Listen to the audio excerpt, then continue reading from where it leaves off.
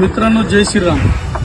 आज भारतामध्ये एक असं वेगळं वातावरण निर्माण करण्यात येत आहे की भाईचारा, सर्व धर्म समभाव, सर्व एकत्र नांदणं, सर्व काही गोष्टी. तर मी महाराष्ट्रामध्ये बाहेर तर गेलेलाच आहे, पण महाराष्ट्रामध्ये ज्या ज्या ठिकाणी शिवमंदिराला मी भेटी दिल्या, आता मी औंढा नागनाथच्या मंदिराला सुद्धा भेट दिली, त्याच्यानंतर परळी वैजनाथच्या ठिकाणी सुद्धा वैजनाथाला भेट दिली, आणि आज मी बीडमध्ये आलोय आणि बीडमध्ये एक शिवमंदिर आहे कंकालेश्वर, या मंदिराला भेट दर्शन घेण्यासाठी आलो. तर मी महाराष्ट्राच्या जनतेला आणि भारतातल्या या जनतेला सांगायचंय मला की भाईचारा काय असते, आणि हे जर भाईचारा तुम्हाला ठेवायचा असेल तर पुढचा भाईचाऱ्याचा परिणाम काय होणार आहे तर या मूर्तीला बघा मित्रांनो.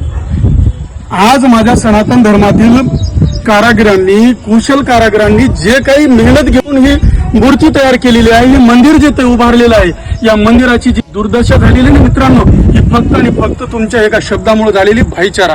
आणि हाच भाईचारा जर तुम्हाला पुढे ठेवायचा असेल ना तर याच्यापेक्षाही जास्त परिणामाला तुम्हाला सामोरं जावं लागेल, आणि तुमचा देश, देव, धर्म, माती, भूमी याला विसरून तुम्हाला कुठल्या तरी पंथामध्ये, कुठल्या तरी धर्मामध्ये विलीन व्हावं. भाईचाऱ्यामुळं, याच भाईचाऱ्यामुळं आमच्या तथागतांचे विचार जाळण्याचा प्रयत्न करण्यात आला. आज आमच्या भारतातील नालंदा विश्वविद्यालयाला जाळून आमच्या भारताची संस्कृती नष्ट करण्यात आली. आमचा विश्वगुरु म्हणून संबोधला जायचा. आज ती वेळ आपल्याला आणायची की नाही हे तुम्हाला ठरवायचंय. तुम्हाला काय घ्यायचंय काय नाही, माझ्या या शब्दामधून तुम्हाला शुद्ध आहात. मला जास्त काय सांगायची गरज नाही. जय श्रीराम, जय भारत, जय हिंदू राष्ट्र.